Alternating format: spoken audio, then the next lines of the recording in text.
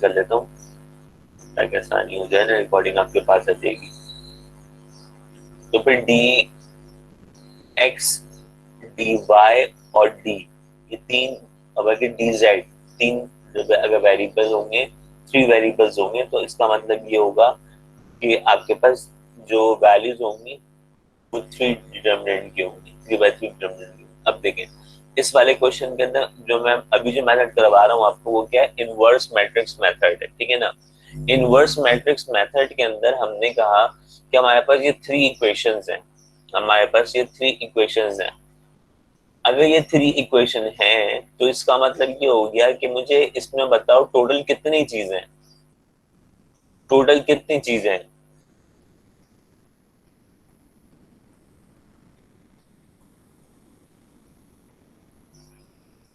अच्छा, चार चीजें, कौन कौन सी?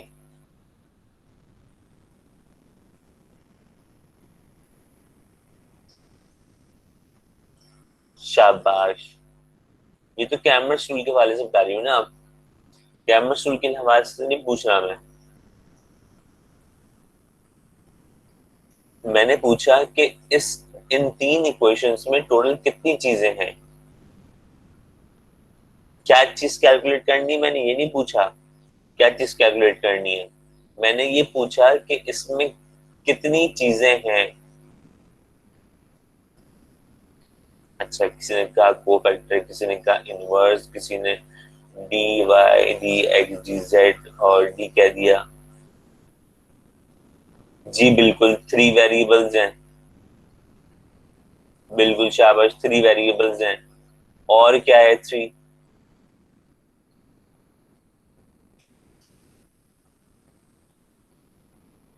ए, एक्स और B.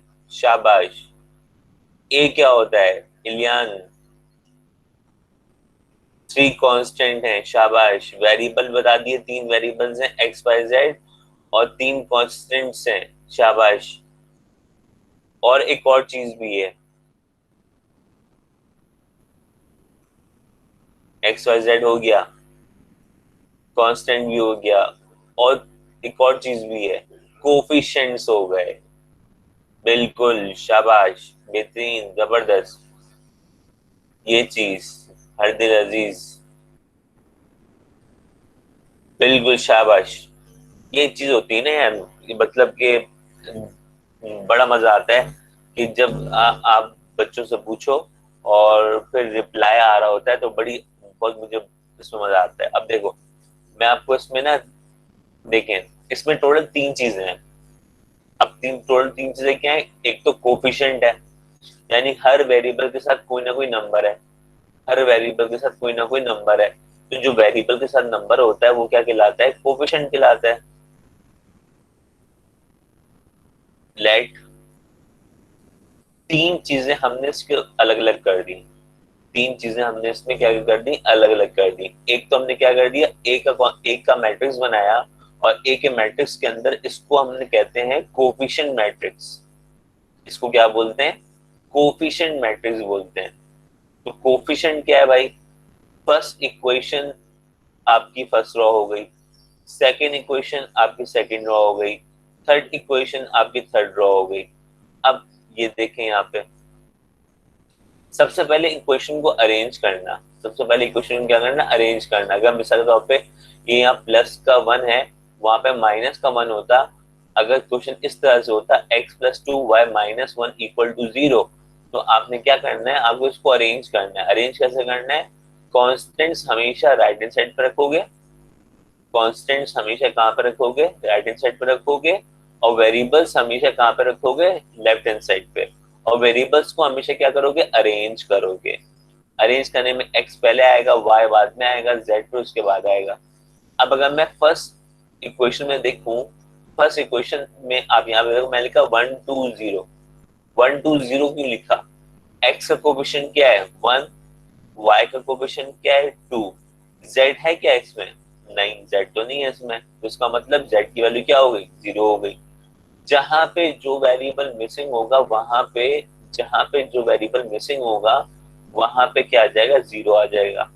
Second equation, coefficient of x कितना है, वन, इसमें वाई नहीं है, तो उसका मतलब y की जगह पे क्या आ गया, 0 आ गया। और z की कोफिशिएंट कितना है, -1, तो z का कोफिशिएंट कितना आ गया, -1 आ गया। अब इस थर्ड इक्वेशन के अंदर सब चीज मौजूद है। कोफिशिएंट ऑफ x कितना है, -1 है। कोफिशिएंट ऑफ y कितना है, 3 है। और कोफिशिएंट ऑफ z कितना है, 2 है। ये आ गया कोफिशिएंट ऑफ z कितना, 2। तो ये a जो है वो क्या कहलाता है, कोफिशिएंट्स कहलाता है। क्या कहलाता है ये, कोफिशिएंट मैट्रिक्स कहलाता है। x जो है वो कहलाता है वेरिएबल मैट्रिक्स। x जो है वो क्या कहलाता है, वेरिएबल मैट्रिक्स कहलाता है। b b कहलाता है कांस्टेंट मैट्रिक्स। कांस्टेंट मैट्रिक्स हमेशा कहाँ पाए जाएंगे, आपको इक्वल टू के राइट हैंड साइड पे। अगर ये लेफ्ट हैंड साइड पे हो तो आप इसको क्या कर दोगे, मूव करके राइट हैंड साइड पे कर दोगे। और राइट हैंड साइड पे क्या आ गया, आपका कांस्टेंट आ गया। क्या हो गया भाई, 1 2 0, ये आ गया 1 2 0। हमारे पास कितनी चीजें बन गई, हमारे पास टोटल 3 चीजें बन गई। एक मैट्रिक्स ए हो गया जो एक कोफिशिएंट मैट्रिक्स हो गया, एक हो गया हमारे पास वेरिएबल का मैट्रिक्स, एक हो गया हमारे पास कांस्टेंट का मैट्रिक्स। यहां तक क्लियर है,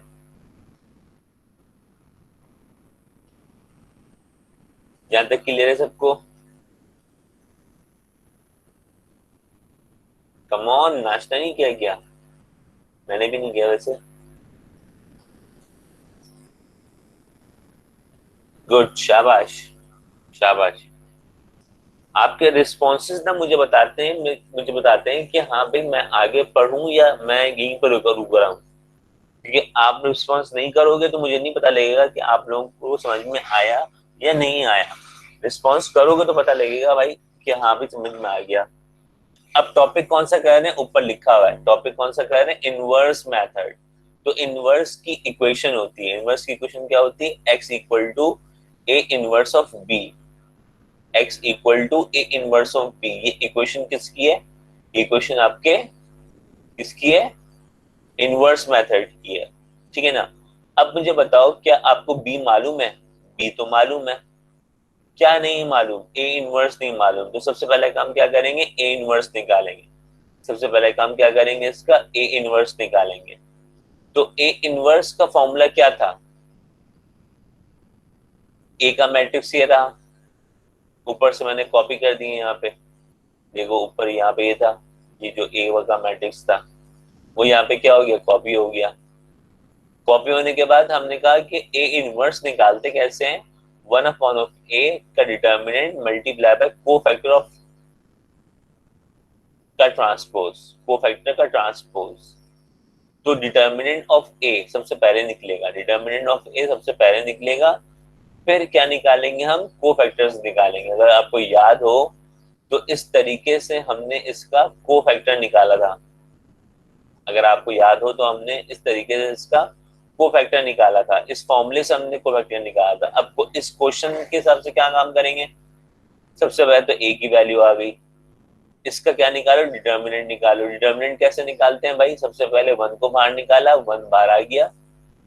इसकी अपनी रो और कॉलम क्या हो गए, कैंसिल हो गए, क्या बचा, 0 -1 3 2, 0 -1 3 2। पहली वैल्यू प्लस में होती है, दूसरी वैल्यू माइनस में होती है, तीसरी वैल्यू प्लस में होती है। ये आपको पता है ये बात, ठीक है ना। तो सेकंड वैल्यू माइनस में है तो इसलिए माइनस का 2 आया। अगर ये ऑलरेडी -2 होता तो माइनस माइनस क्या हो जाता, प्लस हो जाता। तो यहाँ पे फर्स्ट रो और कॉलम कौन सा कैंसिल होगा, सेकंड कॉलम। क्यों, कि जो नंबर बाहर निकलता है वो अपनी रो और कॉलम को साथ लेके निकलता है। तो उसका मतलब इसने अपनी रो और कॉलम क्या कर दिया, कैंसिल कर दिया। अगर मैं इसको इस तरह से आपके सामने प्रेजेंट करूं कि इसने अपनी फर्स्ट रो और फर्स्ट कॉलम क्या कर दिया, कैंसिल कर दिया, तो क्या बचेगा, 1 -1 -1 2। तो देखो यहाँ पे वही लिखा है, 1 -1 -1 2, यहाँ पे वही लिखा हुआ है। थर्ड मैट्रिक्स में देखो यहाँ पे क्या लिखा है, 0। थर्ड मैट्रिक्स है वो क्या है, 0।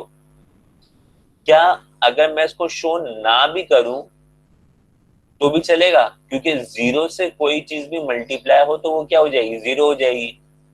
0 से कोई चीज भी मल्टीप्लाई हो तो क्या हो जाएगी, 0 हो जाएगी। तो क्या मैं ये वाली चीज को कैंसिल कर सकता हूँ, कि शो ही ना करूं मैं, जीरो के बाद डायरेक्ट सिर्फ जीरो लिख दूं? बिल्कुल भी कर सकता हूँ। तो जीरो से आगे जो चीज भी मल्टीप्लाई होगी वो क्या हो जाएगी, जीरो हो जाएगी। ठीक है, तो आप भी इस तरह करना, अगर जीरो बाहर लिखा हुआ हो तो आप क्या करोगे, जीरो से क्या कर दोगे, सबको मल्टीप्लाई करने के बाद जीरो आएगा तो आगे शो करने की जरूरत है ही नहीं वैल्यू। अब इसको सिंप्लीफाई किस फॉर्मूले से, वही एडी माइनस बीसी के फॉर्मूले से। एडी माइनस बीसी, वन बाहर है तो कुछ भी मल्टीप्लाई होगा वो क्या हो जाएगा, वन हो जाएगा। जीरो को टू से मल्टीप्लाई किया, जीरो आ गया, minus a d minus b c, formula क्या था हमारे पास, ए डी माइनस बी और सी, ये फॉर्मूला था। इस फॉर्मूले से हम क्या कर रहे हैं, प्रेजेंट कर रहे हैं फॉर्मूले का माइनस बीच का, और माइनस वन को थ्री से मल्टीप्लाई करोगे तो माइनस थ्री, तो माइनस माइनस क्या हो जाएगा, प्लस हो जाएगा। तो देखें यहाँ पे आपके पास प्लस का थ्री आ गया। सेकेंड वैल्यू माइनस टू ऐसे ही रहा, वन टू जा टू, वन टू जा टू, और फॉर्मूले का बीच में माइनस, फॉर्मूले का बीच में माइनस, और minus one multiply minus one क्या हो जाएगा, माइनस माइनस प्लस हो जाएगा, माइनस माइनस क्या हो जाएगा, प्लस हो जाएगा।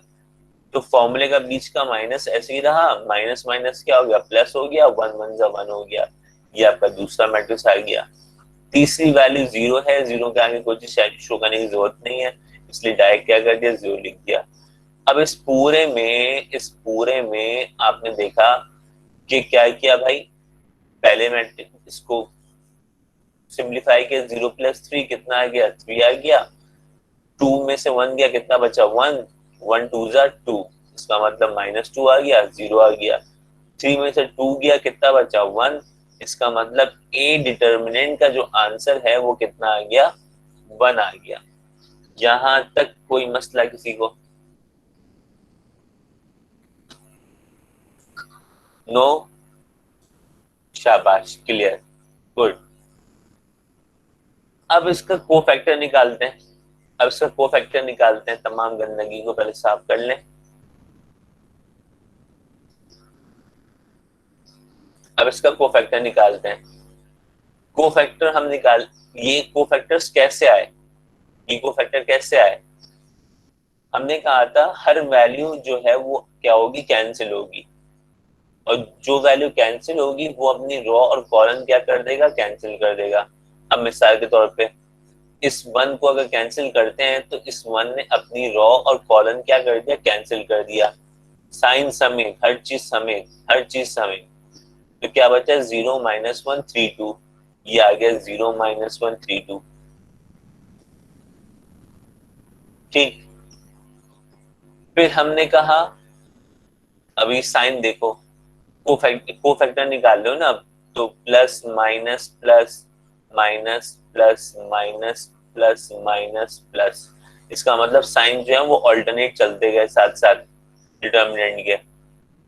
अब सेकंड वैल्यू जो है वो उसके अंदर आपने क्या कहा, सेकंड वैल्यू के अंदर क्या हो जाता है ये, इसमें आप क्या कर दोगे, इसमें आप सेकंड वैल्यू को कैंसिल कर रहे हो, टू को कैंसिल कर रहे हो, तो टू जो है फर्स्ट रो में, तो फर्स्ट रो कैंसिल हो गया, टू किस में, सेकंड कॉलम में, सेकंड कॉलम कैंसिल हो गया, क्या बचा, वन माइनस वन टू, तो यहाँ पे क्या लिखा है, वन माइनस वन टू, ये भी कोफैक्टर आ गया। ठीक है, फिर थर्ड कंडीशन क्या है भाई आपके पास, इस जीरो की, तो इसका मतलब ये रॉ और ये कॉलम अगर कैंसिल कर दोगे तो वैल्यू, ये चार वैल्यूज बचेंगी हमारे पास, ये चार वैल्यूज क्या हो गई, कॉपी हो गई यहाँ पे। ठीक है, क्लियर है यहां तक। अब ये नाइन, नाइन जो है वो क्या हो गए आपके, क्या बन गए, आपके कोफैक्टर बन गए इसी तरीके से। याद है मैंने आपको कहा था ए इलेवन, ए ट्वेल्व, ए थर्टीन, ए ट्वेंटी वन, ए ट्वेंटी टू, ए ट्वेंटी थ्री, ए थर्टी वन, ए थर्टी टू, ए थर्टी थ्री।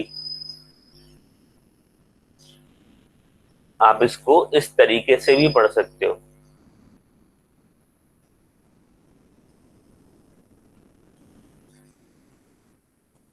ठीक है, यहां तक क्लियर हो क्या मामला?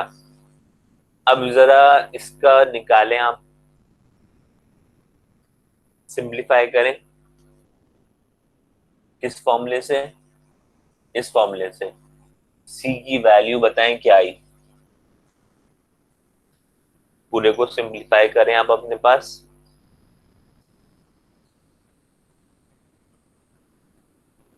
और मुझे बताएं सी की वैल्यू क्या आई।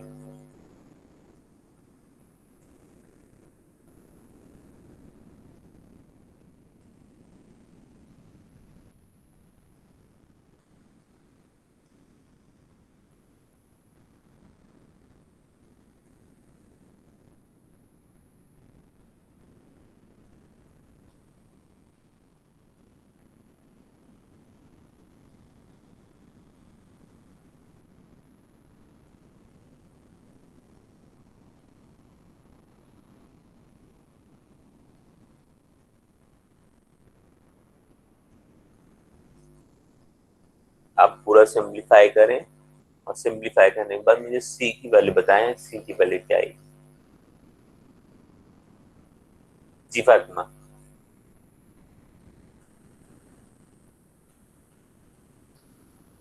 हाँ बिल्कुल।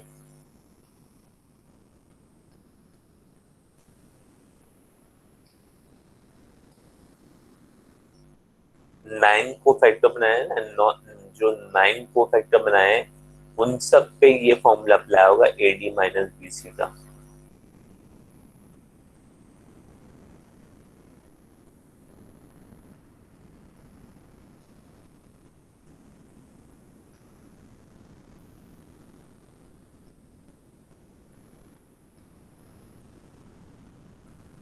आपको फैक्टर वाली क्लास में थी फातिमा?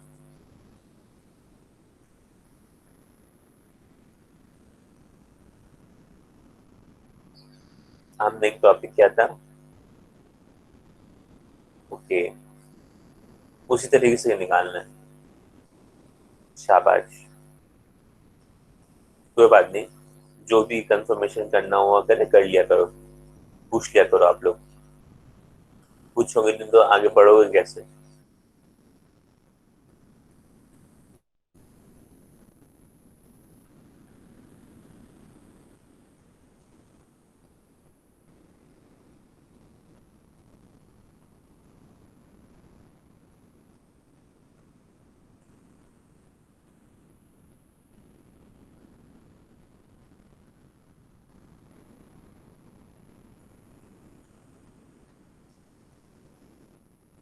चलो भाई, शाज ने तो बता दिया आंसर।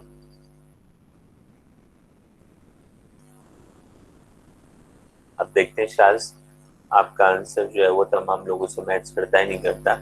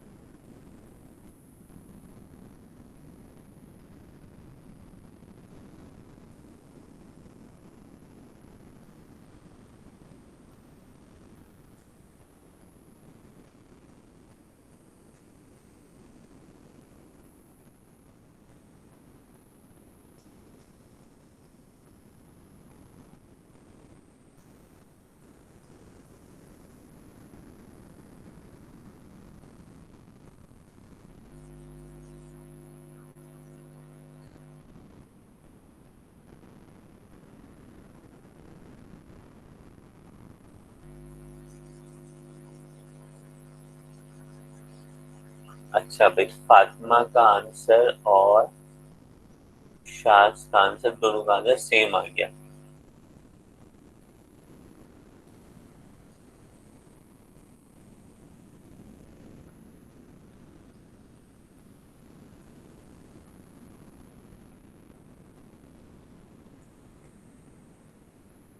बाकी लोग किधर है भाई? मशहूद, नूर, महा, मृदा, तारिक, आमा।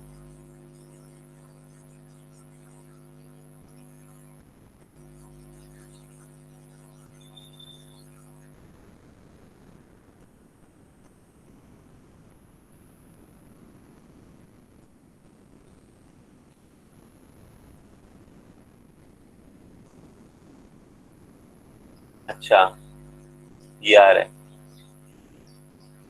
मतलब को फैक्टर का आंसर ये आ रहा है, सी की वैल्यू ये आ रही है। अब शायद चेक करो।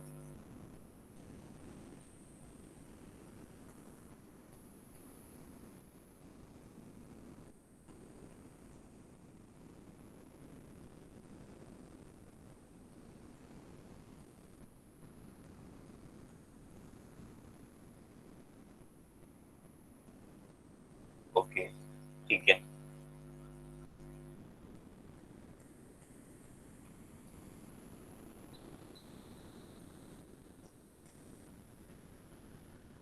बाकी लोग साथ कर रहे हैं ना? यहाँ पे कितने पर्सन है अभी हमारे पास? 38 स्टूडेंट्स हैं यहाँ पे। 38 स्टूडेंट्स काम कर रहे हैं इसके ऊपर, वर्किंग कर रहे हैं।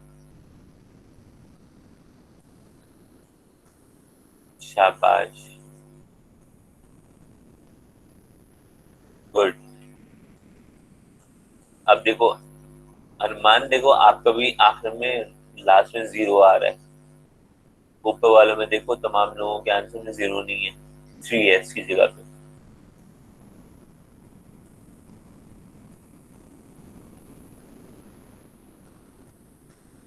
चलो मैं हम अपना आंसर देखते हैं कि हमारा आंसर क्या आया हुआ है।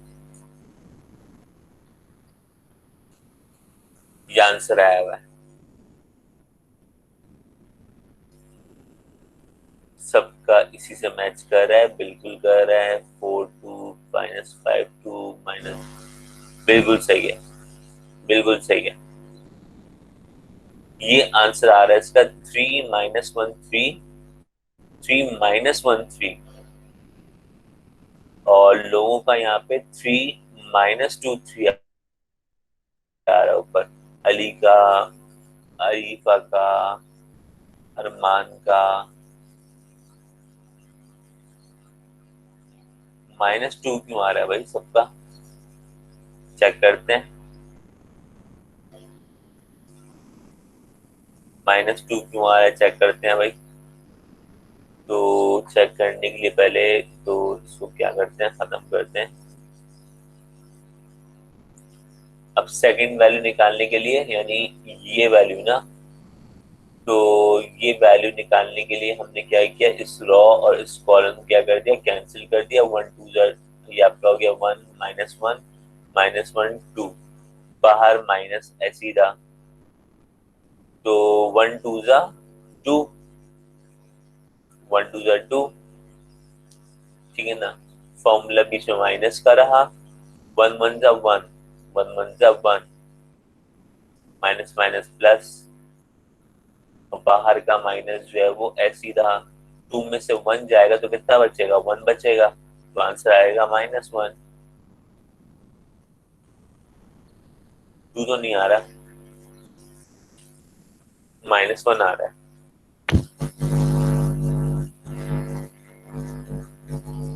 देखिए तमाम लोग,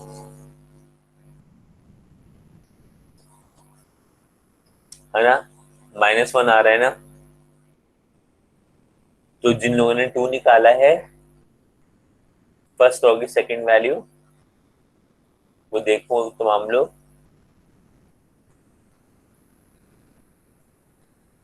लास्ट रॉकर -2 माइनस, लास्ट रो का ये -2 1 -2, ऊपर हरमियन ने भी लिखा है।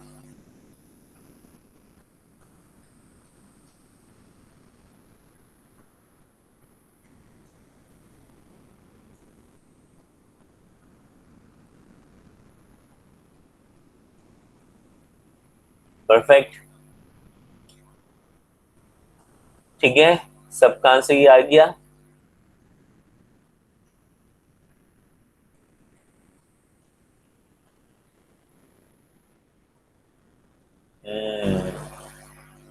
एक्टिव लोग मुझे 10 to 15 लग रहे हैं। बाकी रेस्ट ऑफ द पर्सन 20% जो है वो मुझे लग रहा है कि वो है नहीं यहाँ पे। माहम का कोई रिप्लाई नहीं आया। Maham, are you there? Noor, Maham, Noor का आंसर नहीं, कोई जवाब नहीं आ रहा। मशूद,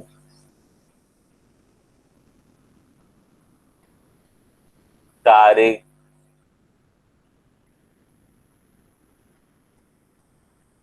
नूर का आंसर आ गया, रिस्पॉन्स दे दिया नूर ने। लेकिन माहम, तारिक, अमल, इन लोगों के आंसर नहीं आ रहे। ये लोग कोई कुछ शो नहीं कर रहे। अयान के नाम से कोई मैसेज नहीं आया।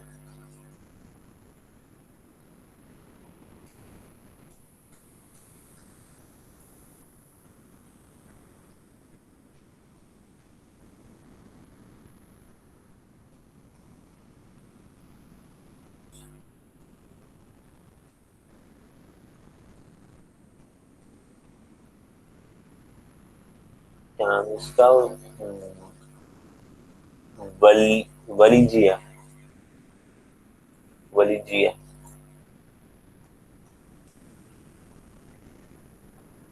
अच्छा, काफी सारे बच्चे ऐसे हैं जिनके आंसर जो है वो हो गए। वजीहा, वलीजा। Okay, good.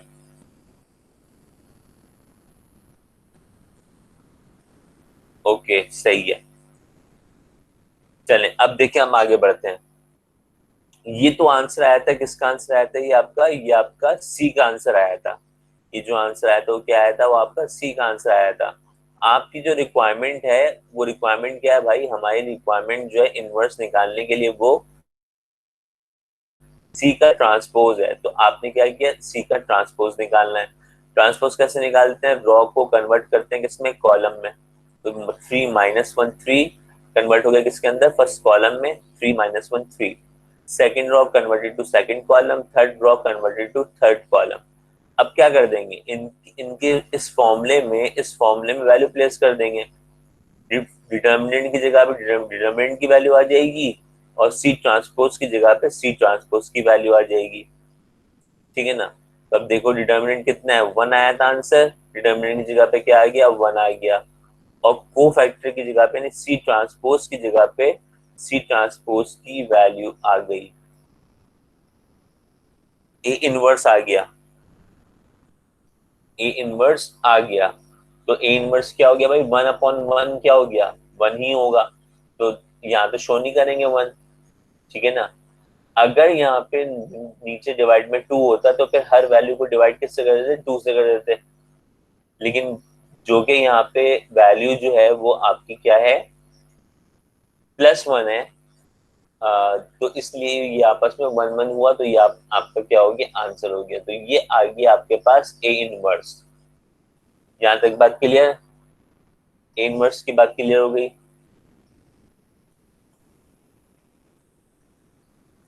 अब क्या करें? ए इनवर्स आ गया। अब फॉर्मूला क्या था? अब फॉर्मूला क्या था? x equal to a inverse of b. x equal to a inverse of b, ये फॉर्मूला था हमारे पास। इस फॉर्मूले में हमने क्या कर दिया? ए इनवर्स की जगह पे, कहाँ गया मेरा माउस? कहाँ गया? ए इनवर्स की जगह पे इनवर्स की वैल्यू पुट कर दी, और बी क्योंकि क्वेश्चन में गिवन था, हमने कांस्टेंट बनाया था, उसकी जगह पे इसकी वैल्यू प्लेस कर दी। अब क्या करें? अब इन दोनों को आपस में मल्टीप्लाई करेंगे। इन दोनों को आपस में क्या करेंगे? मल्टीप्लाई करेंगे। तो ये रॉ जो है वो मल्टीप्लाई होगी किससे? इस कॉलम से। फर्स्ट वैल्यू से, फर्स्ट वैल्यू से, सेकंड वैल्यू से, और थर्ड वैल्यू किससे, थर्ड वैल्यू से। तो इसका मतलब क्या हो जाएगा, 3 1 जा 3, 3 1 जा 3, minus plus minus, minus plus minus, 4 2 जा 8, और -2 को 0 से मल्टीप्लाई किया, क्या हो गया, 0 हो गया। तो लिहाजा आपकी फर्स्ट वैल्यू 3, सेकंड वैल्यू -8, और थर्ड वैल्यू आपकी हो गई 0 हो गई। इसी तरीके से ये रॉ मल्टीप्लाई ये हो गया, ये रॉ मल्टीप्लाई ये हो गया, इनको आपस में मल्टीप्लाई किया। मुझे बताओ कि ये जो बना, ये वाला जो मैट्रिक्स बना है, इसमें कितनी रॉज और कितने कॉलम्स हैं।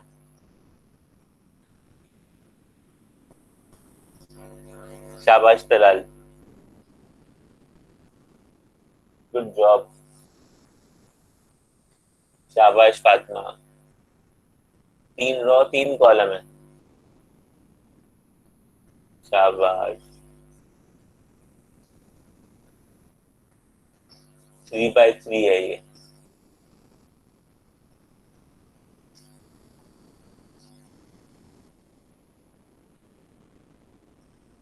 सुबह ब्रश किया था है, सुबह ब्रश किया था लोगों ने।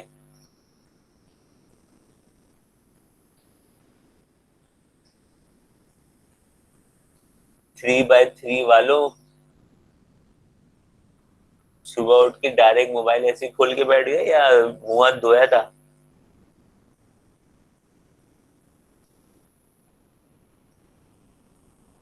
1 कॉलम 3 रॉज। हाँ अब आए ना सही लाइन पे।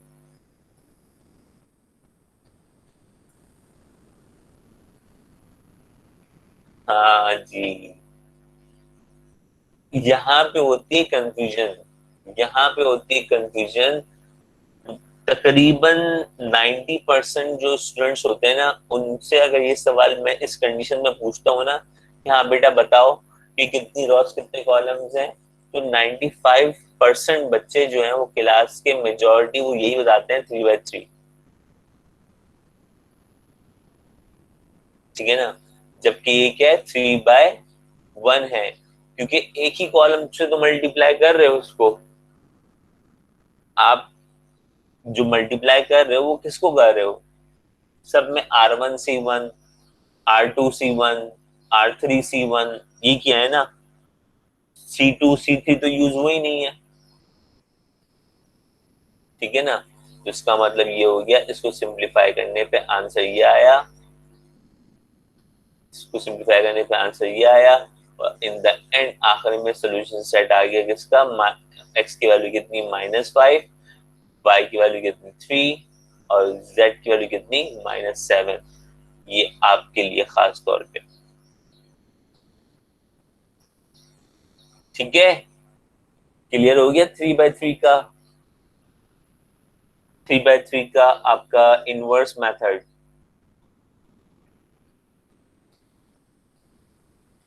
समय बेटा क्या समझ में नहीं आया, बताया मुझे।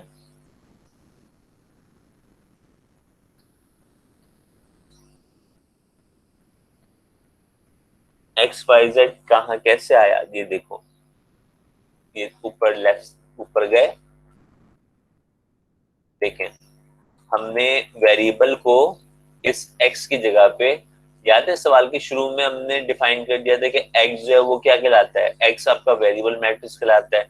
तो इस x की जगह पे वेरिएबल मैट्रिक्स आ गया, XYZ हो गया। ठीक है ना, इस x की जगह पे वेरिएबल मैट्रिक्स आ गया, XYZ आ गया। तो इसके बाद जो है फिर लेफ्ट हैंड साइड पे क्या हो गया, XYZ ही रहा।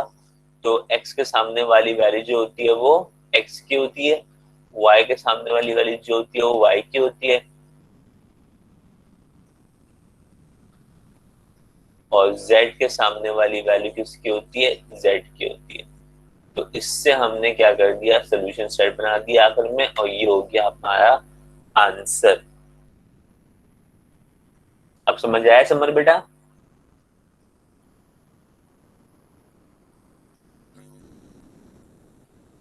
लास्ट स्लाइड शो कर दी बेटा। अच्छा तलाल, आपने क्या लिखा है? सर जो आपने 3x3 वाला असाइनमेंट दिया था उसकी ड्यू डेट आज तक कर दें, असाइनमेंट सॉल्व कर लिया है, बस सेंड करना है। आप कर दे, सेंड कर दे, कोई इशू नहीं, कोई इशू नहीं।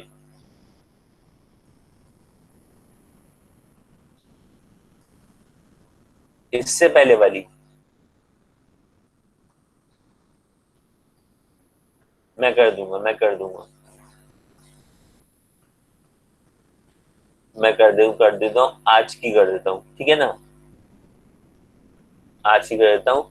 आप लोग ना इसको याद रखना, जो वेरिएबल मिसिंग है, जो वेरिएबल मिसिंग है उसकी जगह पे क्या आ जाएगा, जीरो आ जाएगा। तो जो मैंने आपको क्वेश्चंस दिए हैं उन क्वेश्चंस को आप करिएगा इनवर्स मेथड से, और कोशिश करिएगा कैमरा टूल से भी करने की, ठीक है ना? अगर कैमरा टूल से भी जाए तो बहुत अच्छी बात है।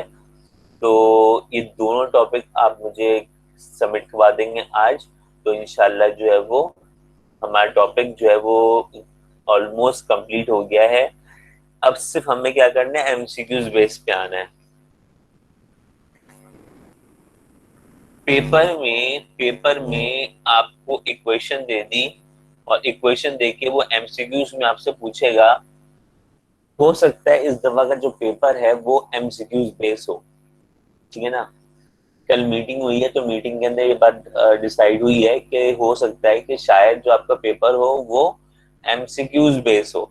अब यही इक्वेशन अगर आपके पास आए और आपसे डायरेक्ट आंसर निकालने के लिए कहे, डायरेक्ट आंसर निकालने के लिए कहे, तो फिर हम किस तरीके से डायरेक्ट आंसर निकाल सकते हैं, हम डायरेक्ट आंसर किस तरीके से कैलकुलेट कर सकते हैं।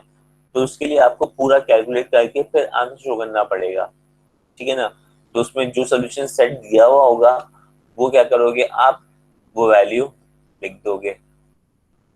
अच्छा मुझे अगर इस सवाल का, इस क्वेश्चन की वेरिफिकेशन करनी हो कि मेरा आंसर सही है या गलत है, तो मैं क्या कर सकता हूँ, मुझे इतना बताओ। आप लोग मुझे इतना बताएं कि मुझे कैसे पता लगे कि मेरा आंसर ये सही आया है।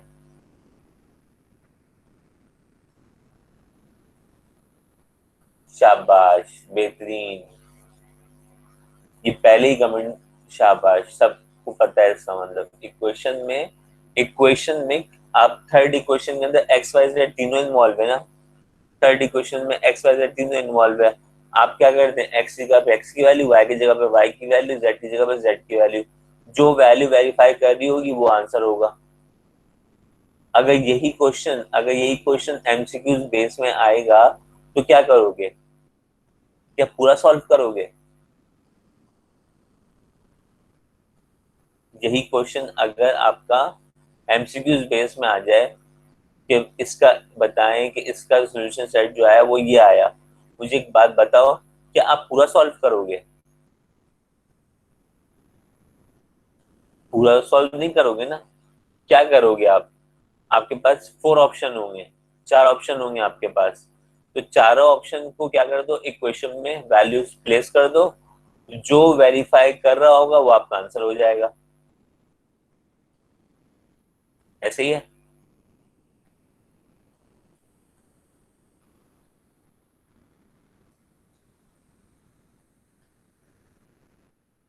ठीक है, तीन इक्वेशन बाय कॉलम्स में d x d y d z निकलेगा, बिल्कुल निकलेगा। 3x3 के तरीके से निकलेगा, बिल्कुल निकलेगा, बिल्कुल वैसे ही निकलेगा। शाबाश।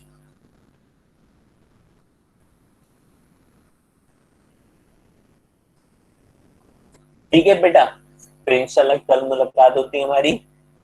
आ, जब तक आप लोग अब इसका असाइनमेंट कर लेना, एक कैमरा रूल से भी कर लेना, और इसका इनवर्स मेथड से भी कर लेना, ठीक है? तो अब मेरी क्लास है इसके बाद कहीं और, तो मैं जो है वो यहाँ से मूव कर रहा हूँ आपके पास से, और आपको कहता हूँ भाई अपना बहुत ख्याल रखें, बहुत